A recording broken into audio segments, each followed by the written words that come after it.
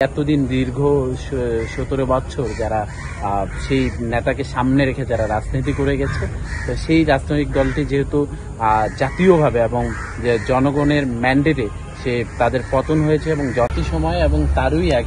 তারই আগে যখন আমরা জুন মাস থেকে আন্দোলন শুরু করি, সেটি জুলাইতে যখন আমরা যুক্ত হই প্রাইভেট বিশ্ববিদ্যালয় থেকে প্রায় সকল বিশ্ববিদ্যালয়ে যখন আমরা যুক্ত হই, তারপর থেকেই রাষ্ট্রের প্রতি আমাদের একটা দায়বদ্ধতা রয়েছে এবং রাষ্ট্রের আইন শৃঙ্খলা বাহিনীকে কিভাবে সহায়তা করা যায় সেই দায়বদ্ধতা আমাদের 5ই আগস্টের পরবর্তী সময়ে আরো কঠিনভাবে পড়ে, যেটি আপনার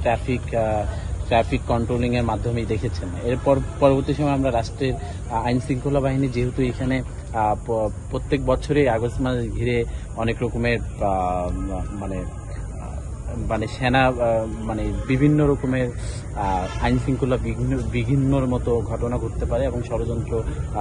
আগস্ট মাস ঘিরে থাকে। তো সেই কারণে আমরা এই আজকের দিনটিকে যেহেতু 15ই আগস্ট, এটি বিগত সময় বাকশালের জনক, যিনি যার 71-70 সংখ্যাগরিষ্ঠ ভোটে নির্বাচিত হয়, জনগণের ভোটে নির্বাচিত হয়, জনগণের নেতা হওয়ার পরে জনগণের সাথে বেইমানি করার মতো যে সাহস দেখিয়েছেন, স্পর্ধা দেখিয়েছেন এবং সেই সময়ে বিগত 52 থেকে শুরু করে বিভিন্ন সময় যে আমাদের নেতা রয়েছে তাদেরকে যেভাবে অস্বীকার করা এবং বিভিন্নভাবে তাদেরকে দমন করা, বিপ্লবীদের হত্যা করার মাধ্যমে যে বাকশাল তন্ত্র তৈরি করেছিলেন, তো সেই জায়গা থেকে সেই নেতাকে যারা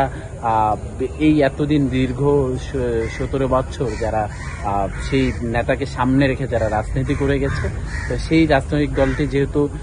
জাতীয়ভাবে এবং যে জনগণের ম্যান্ডেটে সে তাদের পতন হয়েছে এবং জনগণের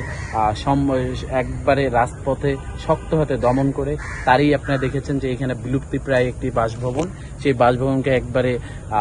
জনগণ